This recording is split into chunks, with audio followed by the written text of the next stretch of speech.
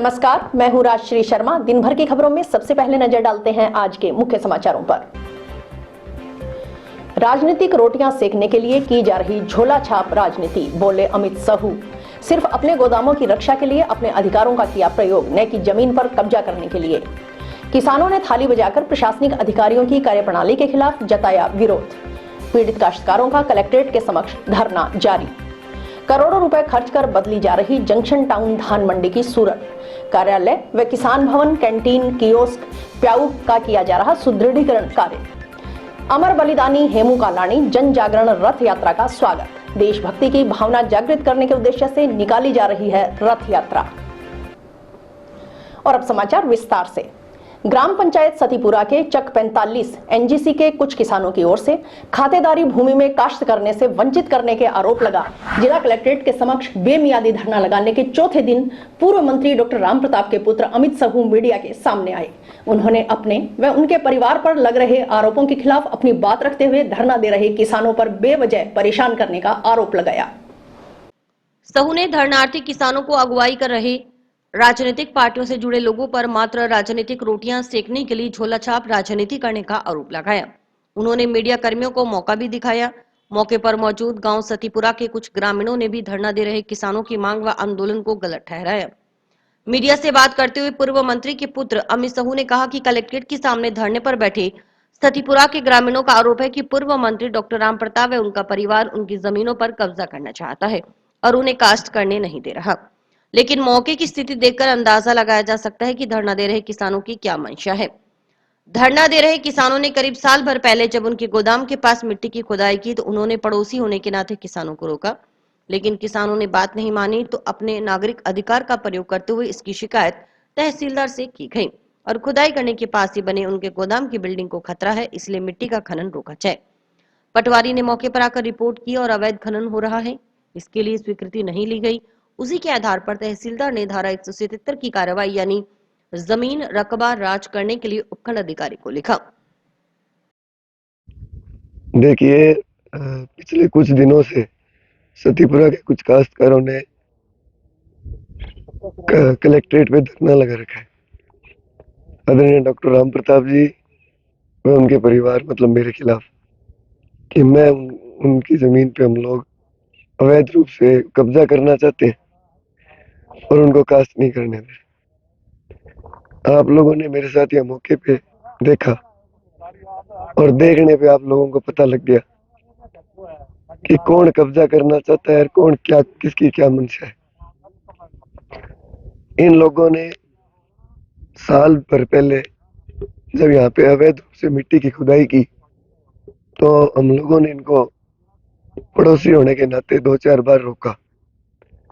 जब इन्होंने हमारी बात नहीं मानी तो हम लोगों ने हमारा एक सिविल अधिकार उसका प्रयोग करते हुए हम लोगों ने इसकी शिकायत तहसीलदार से की। ये हमारी बिल्डिंग को खतरा है, हमारा जो गोडाउन बना हुआ है उसको खतरा है और हमारी इस खतरे गोडाउन के खतरे के देखते हुए मिट्टी का खनन रोका जाए। पटवारी ने मौके पे आके रिपोर्ट की। मौके पे आके पटवारी ने रिपोर्ट की कि खनन हो रहा है, किसी प्रकार से कोई परमिशन नहीं ली हुई, बिना परमिशन के खनन कर रहे हैं और अवैध खनन हो रहा है। ये फालतू नेतागिरी करने वाले लोग, मैं बार बार कहूंगा क्योंकि आज सुबह मैंने एक चैनल के माध्यम से देखा भी था कि हमारे जो आदरणीय सुपर सिंह जी थे उनके छोटे बेटे, उन्होंने मेरे पे आरोप लगाया था कि बोलने का ढंग नहीं है। तो झोला छाप राजनीति जो करते हैं उसमें मैं भी हो सकता हूँ। झोला छाप राजनीति का मतलब ये होता है कि आप आंदोलन करो पर उसकी तथ्यों की जानकारी लेने के बाद में आंदोलन करो। जो आदमी तथ्यों की जानकारी के बिना आंदोलन करेगा ना तो निश्चित तौर पे वो झोला छाप राजनीति करेगा।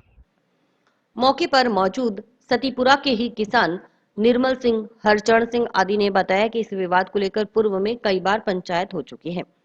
धरने पर बैठे किसान अपनी जमीन पूर्व मंत्री के परिवार को बेचने को भी तैयार हो गए थे। पूर्व मंत्री के परिवार पर आरोप लगाने वाले किसान पंचायत में तय हुई बात से मुकर चुके हैं।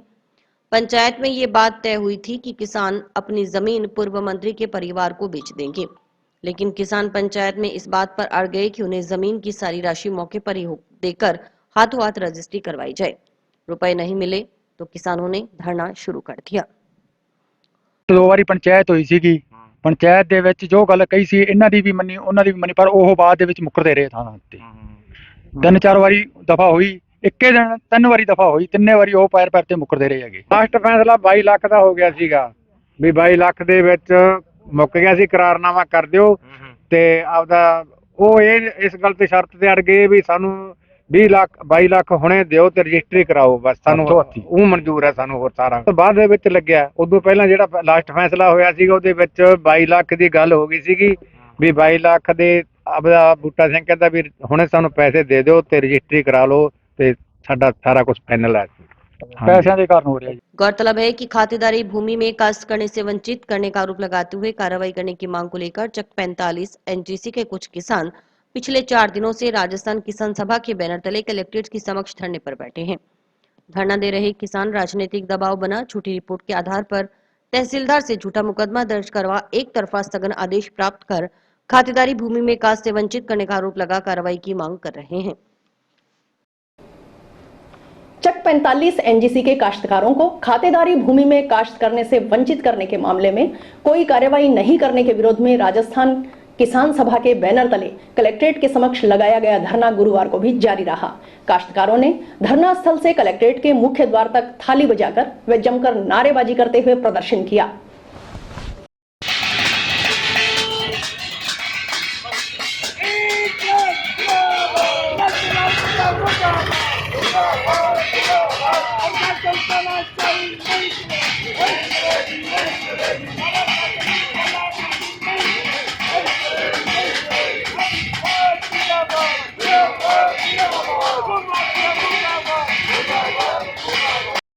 आज तीसरा दिन है, किसान सतीपुरा किसान है और हमारे माननीय पूर्व मंत्री डॉक्टर राम प्रताप जी और उनके सुपुत्र महोदय ने ज़मीन दबा रखी है और एक बड़े बुद्धिजीवी हैं, 5-7 योजना उन्होंने हमारा यहाँ हनुमानगढ़ विधानसभा से प्रतिनिधित्व किया है। तो डॉक्टर साहब ने जन आक्रोश यात्रा की, तब भी किसानों ने विरोध किया था। तो उस समय डॉक्टर साहब कहते बैठ के बात कर लेते, तो ये अपने घर का मामला है, उनके विधानसभा के लोग हैं और किसान पीड़ित हैं। और एक बात तो माननी पड़ेगी कि बीजेपी के लोगों से, बीजेपी पार्टी से किसान पीड़ित हैं और ये बड़ा गंभीर मामला है, चाहे 1 फुट का है चाहे 15 फुट का है। और दूसरा, अमित जी का बोलने का तरीका, जोड़ा साहब आपके पास आप कोई जनप्रतिनिधि नहीं है और आपके पास कोई लाइसेंस नहीं है कि हम जोड़ा साहब हैं कि क्या है। आप कोई पोस्ट नहीं है आपके पास और ऐसे बोलने का आपको किसानों का हक नहीं है। हम अपने हक अधिकार की लड़ाई लड़ रहे हैं और हम किसानों के साथ हैं और जब तक इनके साथ कोई समझौता नहीं होता, बातचीत नहीं करेंगे और प्रशासन यहाँ नहीं करेगा तो हम पूरा आंदोलन करेंगे और हम किसानों के साथ हैं। जी ਅਸੀਂ ਆਪਦੀ ਜ਼ਮੀਨ ਮੰਗ ਰਹੇ ਹਾਂ ਜੀ, ਹੱਕ ਮੰਗ ਰਹੇ ਹਾਂ ਆਪਦਾ। ਡਾਕਟਰ ਰਾਮ ਪ੍ਰਤਾਪ ਦਾ ਮੁੰਡਾ ਕਹਿ ਰਿਹਾ ਜੀ ਇਹ ਰਾਜਨੀਤੀ ਕਰ ਰਿਹਾ, ਅਸੀਂ ਕੋਈ ਰਾਜਨੀਤੀ ਨਹੀਂ ਕਰ ਰਹੇ, ਅਸੀਂ ਆਪਦਾ ਹੱਕ ਮੰਗ ਰਹੇ ਹਾਂ। ਅਸੀਂ ਕੋਈ ਚੁਣਾਵ ਨਹੀਂ ਲੜਨਾ, ਅਸੀਂ ਕਿਸੇ ਪਾਰਟੀ ਦੇ ਨਾਲ ਨਹੀਂ, ਅਸੀਂ ਤਾਂ ਕਿਤੇ ਮੈਂਬਰੀ ਦਾ ਚੁਣਾਵ ਨਹੀਂ ਲੜਿਆ। ਇਹਨੂੰ ਰਾਜਨੀਤੀ ਨਾ ਲਿਆ ਜਾਵੇ, ਸਾਡੇ ਨਾਲ ਕੋਈ ਪਾਰਟੀ ਜੁੜੇ, ਸਾਡੇ ਨਾਲ ਬੀਜੇਪੀ ਦੇ ਆ ਕੇ ਸਾਡਾ ਸਮਰਥਨ ਦੇਣ, ਸਾਨੂੰ ਕਿਸੇ ਪਾਰਟੀ ਨਾਲ ਕੋਈ ਲੈਣਾ ਦੇਣਾ ਨਹੀਂ। ਅਸੀਂ ਆਪਦਾ ਹੱਕ ਮੰਗ ਰਹੇ ਹਾਂ, ਜੋ ਕਿ ਡਾਕਟਰ ਰਾਮ ਪ੍ਰਤਾਪ ਦੇ ਮੁੰਡੇ ਨੂੰ ਵੀ ਮੈਂ 2 ਵਾਰੀ ਫੋਨ ਕੀਤਾ, ਛੋਟੇ ਨੂੰ, ਵੱਡੇ ਨੂੰ 1 ਵਾਰੀ ਫੋਨ ਕਰਕੇ ਕਿਹਾ ਵੀ ਇਸ ਮਸਲੇ ਨੂੰ ਸੁਲਝਾਓ। ਅਸੀਂ ਤੁਹਾਨੂੰ 15 ਫੁੱਟ ਆਪਦੀ ਜ਼ਮੀਨ 'ਚੋਂ ਮਿੱਟੀ ਛੱਡ ਰੱਖੀ ਹੈ ਤੁਹਾਡੀ ਦੀਵਾਰ ਨਾਲ, ਤੁਸੀਂ ਫੇਰ ਵੀ ਸਾਨੂੰ ਖੇਤ ਨਹੀਂ ਜਾਣ ਦਿੰਦੇ। ਅਸੀਂ ਖੇਤ ਜਾਂਦੇ 3 ਵਾਰੀ ਪੁਲਿਸ ਆ ਗਈ, ਖੇਤੋਂ ਸਾਨੂੰ ਧਮਕਾ ਕੇ ਭਜਾ ਦਿੱਤਾ ਜਾਂਦਾ ਹੈ। ਜੇ ਕਹਿੰਦੇ ਤੁਸੀਂ ਰਾਤ ਨੂੰ ਆ ਕੇ ਵਿਆਹੋਂ ਬੀਜੋਗੇ ਜਾਂ ਪੱਧਰ ਕਰੋਗੇ ਤਾਂ ਅਸੀਂ ਪੁਲਿਸ ਭੇਜ ਕੇ ਤੁਹਾਨੂੰ ਫੜਾ ਜਾਾਂਗੇ। ਸਾਨੂੰ ਧਮਕੀਆਂ ਦਿੱਤੀਆਂ ਜਾ ਰਹੀਆਂ, ਅਸੀਂ ਖੇਤ ਜਾਣ ਤੋਂ ਡਰਦੇ ਹਾਂ, ਅਸੀਂ ਗਰੀਬ ਬੰਦੇ ਹਾਂ, ਸਾਡੇ ਬੱਚੇ ਦੱਸੋ ਕੀ ਖਾਣ। ਸਾਡੇ ਕੋਲੇ ਉਹੀ 2 ਕਿੱਲੇ ਜ਼ਮੀਨ ਹੈ ਜੋ ਕਿ ਅਸੀਂ ਖੇਤ ਜਾ ਕੇ ਆਪਦੀ ਬੀਜ ਵੀ ਨਹੀਂ ਸਕਦੇ। ਅੱਜ ਵੀ ਸਾਡੀ ਖੇਤ ਖਾਲੀ ਪਈ ਹੈ ਜ਼ਮੀਨ। ਉਹ ਕਹਿ ਰਹੇ ਕਿ ਇਹਨਾਂ ਨੇ 25 ਫੁੱਟ ਖੱਡੇ ਪੱਟਤੇ। ਉਹ ਕਿਹੜਾ ਕਿਸਾਨ ਪਾਗਲ ਹੈ ਜਿਹੜਾ ਆਪਦੇ ਖੇਤ 'ਚ 25 ਫੁੱਟ ਖੱਡੇ ਪੱਟੂਗਾ? ਸਾਡੀ ਜ਼ਮੀਨ ਚੱਕ, ਜਿਹੜਾ ਰਕਬਾ ਉਹ ਚੱਕ ਦੇ ਬਰਾਬਰ ਹੈ ਸਾਡੀ ਜ਼ਮੀਨ। ਕੋਈ ਵੀ ਜਾ ਕੇ ਦੇਖ ਲੇ, ਇਸ ਚੀਜ਼ ਦਾ ਅਸੀਂ ਸਬੂਤ ਦੇਵਾਂਗੇ। ਸਾਡੀ 1 ਇੰਚ ਵੀ ਕਿਸੇ ਨਾਲ ਨੀਵੀਂ ਜ਼ਮੀਨ ਨਹੀਂ ਗੀ, ਜੋ ਕਿ ਨਾਲ ਜ਼ਮੀਨਾਂ ਪੈਂਦੀਆਂ ਇਸ ਟਾਈਮ ਮੌਕੇ ਤੇ ਕਣਕ ਬੀਜੀ ਹੋਈ ਹੈ। ਜਾ ਕੇ ਦੇਖੋ ਸਾਡੀ ਜ਼ਮੀਨ ਉਸ ਦੇ ਬਰਾਬਰ ਹੈ ਬਿਲਕੁਲ। ਸਭ ਸਰਾਸਰ ਮਿੱਥ ਝੂਠ ਬੋਲ ਰਿਹਾ, ਸਾਡੀ ਜ਼ਮੀਨ ਹੜਪਣਾ ਚਾਹੁੰਦਾ ਅੱਧੇ ਰੇਟਾਂ 'ਚ। ਉਹਨੇ ਮੈਨੂੰ ਕਈ ਵਾਰੀ ਕਿਹਾ ਕਿ ਤੇਰੀ ਜ਼ਮੀਨ ਦਾ ਅਸੀਂ ਅੱਧੇ ਪੈਸੇ ਦੇਣ ਨੂੰ ਤਿਆਰ ਹੈ, ਪਰ ਅਸੀਂ ਅੱਧੇ ਪੈਸੇ ਨਹੀਂ ਲੈਣੇ, ਅਸੀਂ ਕੋਈ ਜ਼ਮੀਨ ਨਹੀਂ ਵੇਚਣੀ। ਅਸੀਂ ਜ਼ਮੀਨ ਵੇਚਾਂਗੇ ਤਾਂ ਸਾਡਾ ਮੁੰਡਾ ਕੱਲ੍ਹ ਨੂੰ ਕੀ ਖਾਊਗਾ? ਸਾਡੇ ਬੱਚੇ ਭੁੱਖੇ ਮਰ ਜਾਣਗੇ। ਸਾਨੂੰ ਸਾਡਾ ਹੱਕ ਦਿੱਤਾ ਜਾਵੇ। ਸਟੇ ਲਿਆ, ਜੋ ਉਹਨੇ ਕੇਸ ਖਾਰਜ ਕਰਕੇ ਸਾਡੇ ਨਾਲ ਸਮਝੌਤਾ ਕਰਕੇ ਸਾਡੀ ਜ਼ਮੀਨ ਬੀਜਣ ਦੇਵੇ। भारतीय सिंधु सभा न्यास राजस्थान प्रदेश की ओर से हेमू कालाणी जन्म शताब्दी वर्ष के उपलक्ष्य में 17 दिसंबर से निकाली जा रही अमर बलिदानी हेमू कालाणी जन जागरण रथ यात्रा गुरुवार को टाउन पहुंची। टाउन शहर में जगह जगह रथ यात्रा का पुष्प वर्षा कर स्वागत किया गया। टाउन के सिंधी मोहल्ले स्थित झूलेलाल मंदिर में भी स्वागत कार्यक्रम हुआ। हिंदू संस्कृति, सनातन धर्म के प्रचार प्रसार व देशभक्ति की भावना जागृत करने के उद्देश्य से रथ यात्रा निकाली जा रही है। इसके अलावा टाउन में कॉलेज फाटक के नजदीक शहीद हेमू कालाणी चौक का लोकार्पण कार्यक्रम भी रथ यात्रा के दौरान हुआ।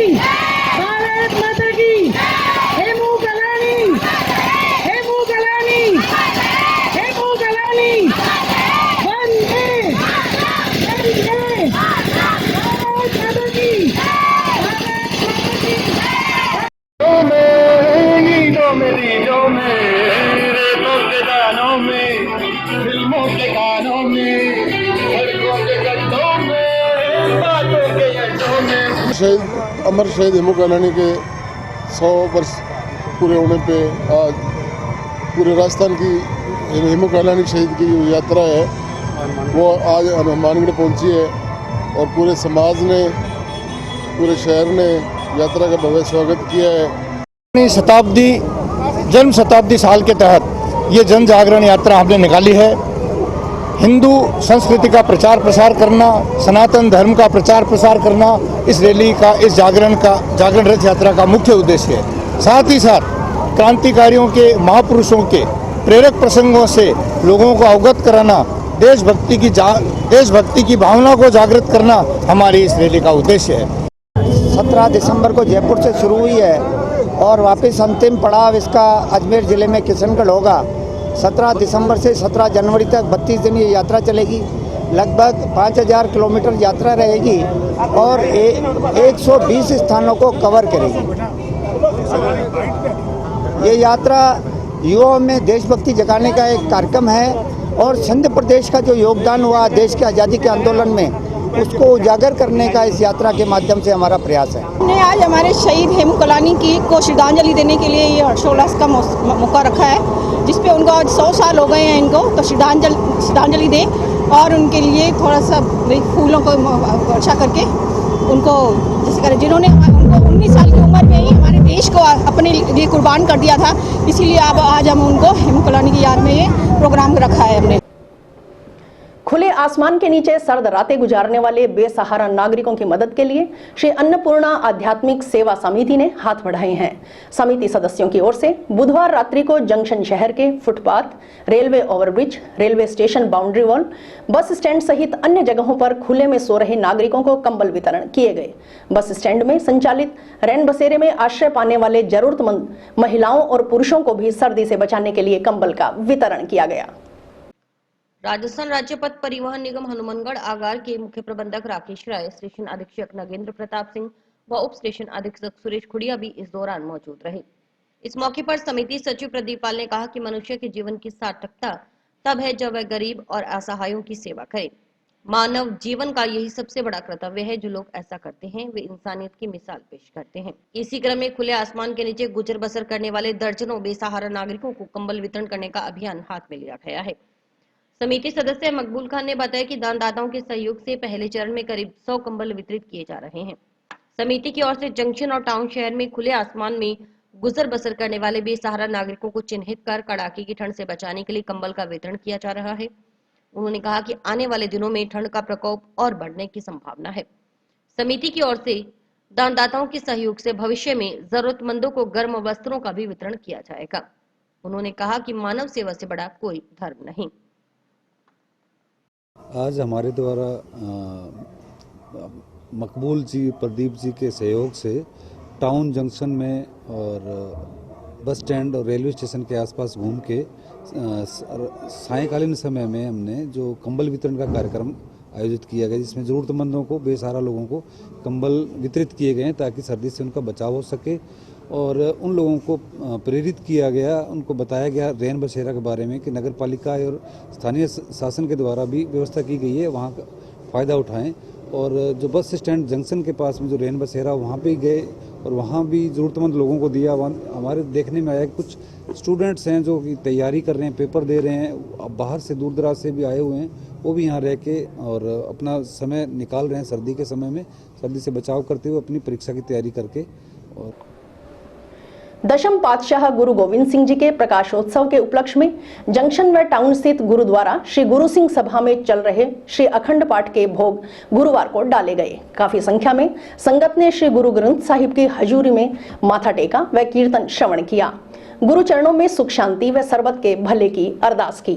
ठंड के बावजूद संगत का आगमन सुबह से ही शुरू हो गया था, जो दोपहर तक जारी रहा। भोग के उपरांत दीवान सजाए जाएंगे। गुरु ग्रंथ साहिब जी की बाणी नहीं यही शब्द है, असी रोज पढ़ांगे, अज भी पढ़ांगे, हुण भी पढ़िया सी। आज्ञा भई अकाल की, आज्ञा भई अकाल की। मैनू इन्हां नूं गुरमुख प्यारे इस विषय दे उत्ते मैनू किसी तरह की स्पष्टीकरण देने की लोड़ नहीं। गुरु ग्रंथ साहिब जी कहते आज्ञा भई अकाल की, तबे चलायो पंथ सब सिखण को हुक्म है। गुरु मान्यो ग्रंथ, गुरु ग्रंथ जी मान्यो प्रगट गुरा की दे, जो प्रभु को मिल गो चाहे। जेड़ा हुण असीं कहिए भी सारे मिलना चाहुंदे प्रभु नूं, जिवें असीं पढ़े भई परागत मानुख देवरिया गोबिंद मिल कियो तेरी बलिया। साहब कहते जो प्रभु को मिल गो चाहे, खोज शब्द मैं ले। प्यारे जो शब्द विच खोज लिया ना, खोज शब्द मैं ले, ते जो खोज लिया फिर राज करेगा खालसा। आकी रहे ना कोई ख्वार होए सब मिलेंगे, बचे शब्द होए।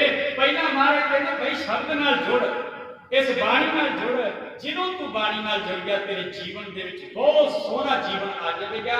असी समुची मानवता नूं धन गुरु नानक दी बाणी दे नाल, धन गुरु गोबिंद सिंह जी दे संदेश दे नाल हस के तो चल के आया, पटने विच डेरा लाया। हस के तो चल के आया, पटने विच डेरा लाया।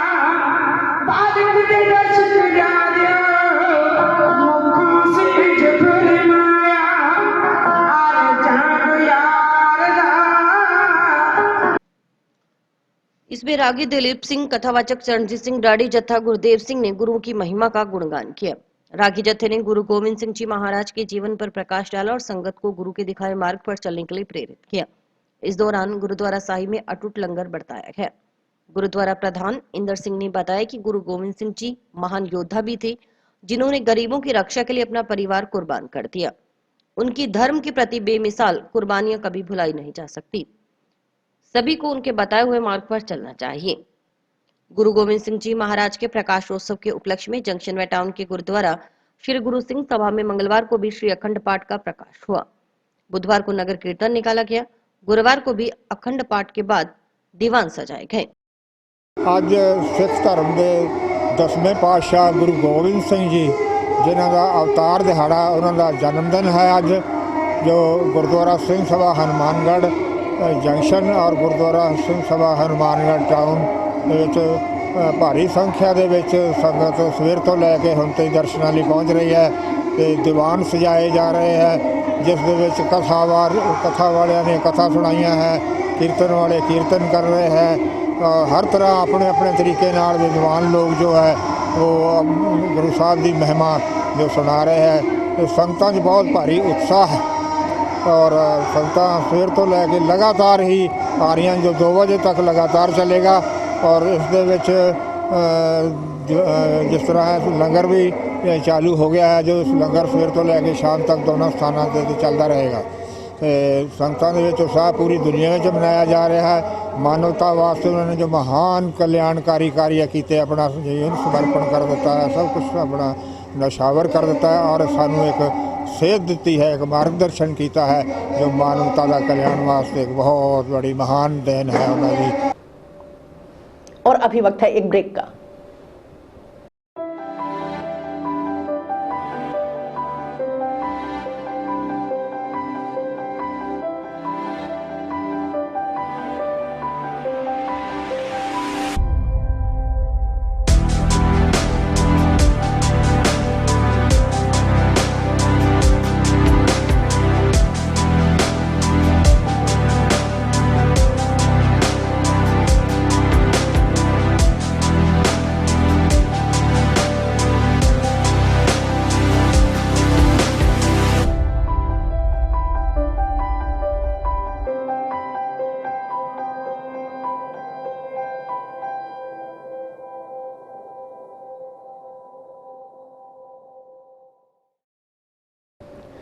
कृषि उपज मंडी समिति की ओर से जंक्शन व टाउन धान मंडी प्रांगण में करोड़ों रुपए खर्च कर मंडी की सूरत बदली जा रही है। इसके तहत मंडी समिति कार्यालय भवन के अलावा किसान भवन, कैंटीन, कियोस्क, प्याऊ का सुदृढ़ीकरण कार्य करवाया जा रहा है। वर्तमान में कुछ कार्य पूर्ण होने की कगार पर हैं तो कुछ प्रगति पर हैं। वहीं कुछ कार्य आगामी वित्त वर्ष में करवाया जाना प्रस्तावित है। टाउन धान मंडी स्थित कृषक विश्राम गृह का जीर्णोद्धार कार्य आगामी वित्त वर्ष में मंडी समिति की ओर से करीब 1 करोड़ रुपए की लागत से करवाया जाएगा। इसके लिए नए साल में मंडी समिति की ओर से बैठक कर प्रस्ताव सरकार को भिजवाया जाएगा। यही नहीं, सुरक्षा के लिहाज से भी पूर्व के इंतजामों में इजाफा किया जा रहा है ताकि मंडी प्रांगण में जिंस चोरी सहित अन्य आपराधिक वारदातों पर लगाम लगे। देखिए रिपोर्टर प्रदीप पाल की खास रिपोर्ट। कृषि उपज मंडी समिति सचिव सीएल वर्मा ने बताया कि जंक्शन धान मंडी में 100 पेड़ों का निर्माण कार्य चल रहा है जो पूर्ण होने को है। इसके बाद ब्लॉक सी और डी में सड़कों का निर्माण कार्य करवाया जाएगा। इसी वित्त वर्ष में यह कार्य पूरा कर लेने का प्रयास है।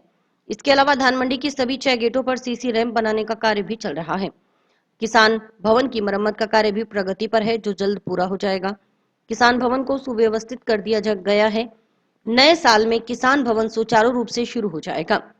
कैंटीन, कियोस्क, प्याऊ की भी मरम्मत करवाई जा रही है।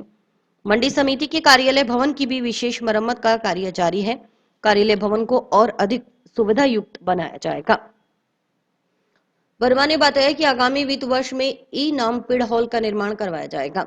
उसी में सिक्योरिटी रूम रखा जाएगा। उसमें एक ही स्क्रीन पर पूरी मंडी दिख सकेगी। सुरक्षा की दृष्टि और किसानों की कृषि जिन्स की हिफाजत के लिए सिक्योरिटी रूम का निर्माण करवाया जाएगा। गेटों पर अतिरिक्त सैटेलाइट सीसीटीवी कैमरे भी लगवाए जाएंगे। इन कैमरों की रिकॉर्डिंग की क्वालिटी साफ होगी। ई नाम से संबंधित लैब भी बनाई जाएगी। व्यापारियों के लिए ई नाम पिड़ हॉल का निर्माण करवाया जाएगा। इसमें एक समय में 50-60 व्यापारी बैठकर ऑनलाइन बोली लगा सकेंगे। ई नाम पिड़ हॉल में प्रोजेक्टर के माध्यम से व्यापारी पूरे राज्य भर में ऑनलाइन बोली लगा सकेंगे। ऐसी व्यवस्था की जाएगी। हनुमानगढ़ जंक्शन मंडी में वर्तमान में 100 पेड़ों का निर्माण कार्य पूरा होने वाला है। इसके बाद यहाँ ब्लॉक नंबर सी और डी के अंदर सड़कों का काम चलेगा। तो कोशिश है कि इसी वित्त वर्ष में ये काम पूरा कर लिया जाएगा। इसके अलावा सभी जो 6 मुख्य गेट हैं उन पर सीसी रैंप का कार्य भी चल रहा है। इसके अलावा किसान भवन की मरम्मत लगभग पूर्ण होने वाली है और इसको बिल्कुल सुव्यवस्थित कर दिया गया है। इसके अलावा कैंटीन है, कियोस्क हैं, प्याऊ हैं, इनकी भी रिपेयर लगातार चल रही है। कार्यालय भवन की विशेष मरम्मत का काम चल रहा है और इसको अधिक सुविधा युक्त बनाया जाएगा। इसके अलावा आगामी वित्त वर्ष के अंतर एक इनाम का भवन, इनाम बिड हॉल बनेगा। उसी में एक सिक्योरिटी रूम भी रखा जाएगा जिसमें एक ही स्क्रीन पर पूरी मंडी एक साथ दिख सकेगी। सुरक्षा की दृष्टि से किसानों के माल और की हिफाजत के हिसाब से जो सिक्योरिटी रूम है वो बनाया जा रहा है। इसके अलावा इनाम से संबंधित लैब है उसका निर्माण किया जाएगा। व्यापारियों के लिए इनाम बिड हॉल ऑनलाइन बोली लगाने के उद्देश्य से लगभग 50-60 लोग एक साथ बैठ सकें और प्रोजेक्टर के माध्यम से, स्क्रीन के माध्यम से पूरे राज्य भर के अंदर ऑनलाइन बोली लगा सकें, इस प्रकार की व्यवस्था की जाएगी। इसके अलावा टाउन धान मंडी में वर्तमान में मंडी समिति का कार्यालय भवन सुव्यवस्थित किया गया है। उसका सुदृढ़ीकरण कर उसे और सुविधा युक्त बनाया गया है। आगामी वित्त वर्ष में टाउन धान मंडी में कृषक विश्राम गृह और सुविधा युक्त बनाकर किसानों के ठहरने की व्यवस्था की जाएगी। इसके लिए कृषक विश्राम गृह में डिलक्स रूम का निर्माण करवाया जाएगा। इसमें पार्किंग, कैंटीन, किचन की व्यवस्था करने के साथ शौचालय बनाए जाएंगे। टाउन धान मंडी में ये सभी कार्य इसी वित्तीय वर्ष में करवाए जाने का निर्णय लिया गया। इसके अलावा हनुमानगढ़ टाउन के अंदर अभी वर्तमान में कार्यालय भवन है वो सुव्यवस्थित किया गया है और उसका जो सुदृढ़ीकरण करके और उसको बढ़िया और सुविधा युक्त बनाया गया है। अभी आगामी वित्त वर्ष में वहाँ कृषक विश्राम गृह है, उसको बढ़िया सुविधा युक्त और किसानों के ठहरने के लिए बहुत बढ़िया जो बनाया जाएगा और उसमें कुछ अच्छे कमरे तैयार करेंगे, डिलक्स रूम, और उसके अलावा पार्किंग की व्यवस्था, कैंटीन की व्यवस्था, किचन की व्यवस्था और अलग से कॉमन टॉयलेट बाथरूम वगैरह बनाए जाएंगे। ये समस्त कार्य है जो इस वित्त वर्ष में कराए जाने का अभी निर्णय लिया हुआ है। टाउन के किराना व्यापार संघ की ओर से दीनदयाल चौक पर संचालित किए जा रहे किराना भवन में नए साल पर सुविधाओं का विस्तार किया जाएगा। संघ पदाधिकारियों के अनुसार करीब 1 साल पहले निर्मित करवाए गए किराना भवन में 3 मंजिल बनाने और लिफ्ट लगाने, 4 कमरे और बनवाने की योजना है। किराना व्यापार संघ अध्यक्ष सतीश बंसल उर्फ सुनील ने बताया कि करीब 60 सालों से चल रही संस्था की ओर से टाउन में दीनदयाल चौक पर स्थित किराना भवन का संचालन पिछले लंबे समय से किया जा रहा है। संस्था के गठन से पहले किराना भवन बना हुआ था। 1995 में हुए किसी विवाद के कारण किराना भवन की देखभाल नहीं हो सकी। ये किराना भवन कभी किराना व्यापार संघ के नाम से किराना व्यापारियों की शान हुआ करता था। जरूरत पड़ने पर कार्यक्रम के लिए लोगों की ओर से भवन का प्रयोग किया जाता था। इस कारण किराना भवन पिछले काफी समय से जीर्ण अवस्था में था। इस पर सभी किराना व्यापारियों ने मिलकर संयुक्त प्रयास किया। 2011 में नींव रखकर किराना भवन का दोबारा निर्माण शुरू करवाया गया। पिछले साल 2021 में अक्टूबर माह में नवनिर्मित किराना भवन का लोकार्पण हुआ। सभी के लिए कार्यक्रम आयोजन की सुविधा उपलब्ध है। दानदाताओं के सहयोग से किराना भवन में और सुविधाओं का विस्तार किया जाएगा। किराना भवन आर्थिक रूप से कमजोर लोगों की शादी सहित अन्य कार्यक्रम के लिए कम चार्ज में किराए पर देने की सुविधा भी उपलब्ध है। उन्होंने बताया कि नए साल पर किराना भवन को 3 मंजिल बनाने और लिफ्ट लगाने, 4 कमरे और बनवाने की योजना है। किराना व्यापार संघ एक भवन का संचालन करता है, कई वर्षों से कर रहा था। ये दीनदयाल चौक में स्थित है, परंतु वहाँ वो कई सालों से जीर्ण शीर्ण अवस्था में यहाँ पड़ा था। उसके लिए 2011 में हमने इसकी नींव रखी और हमारे किराना व्यापार संघ के संयुक्त प्रयास से हमने उसका निर्माण दोबारा शुरू किया, जिसका उद्घाटन हमने 2021 में 10वें महीने में किया था, जिसका 1 साल हो गया है। किराना भवन जो हमारी संस्था करीब 60 सालों से संस्था चल रही है ये, और 60 सालों से पहले किराना भवन हुआ करता था। हमारे सभी किराना व्यापार संघ के व्यापारियों ने मिलके और एक संयुक्त प्रयास किया और हमने एक बढ़िया भवन खड़ा कर दिया। इसको आगे भी हमारे बढ़ाने की, अब जैसे जैसे ही हमारे दानदाता द्वारा या और जो सहयोग राशि आती जाएगी, हमारे ऊपर और कमरे बनाने की हमारी योजना है, ऊपर कोई लिफ्ट लगाने की योजना है, इस तरह। और एक वहाँ लाल बहादुर सामने वाटिका है, उसका भी बड़ा बढ़िया पार्क का वहाँ बहुत बढ़िया पार्क बन रहा है। नौहर क्षेत्र के गुरु गोविंद सिंह जयंती के उपलक्ष्य में यहां के प्राचीन गुरुद्वारा शीन तलाई में स्वैच्छिक रक्तदान शिविर का आयोजन किया गया, जिसमें रक्तदाताओं ने बढ़ चढ़कर भाग लिया। इस अवसर पर आयोजन समिति की ओर से रक्तदाताओं को सम्मानित भी किया गया। इसके अलावा गुरुद्वारा साहिब में लंगर का भी आयोजन किया गया, जिसमें हजारों श्रद्धालुओं ने लंगर छका।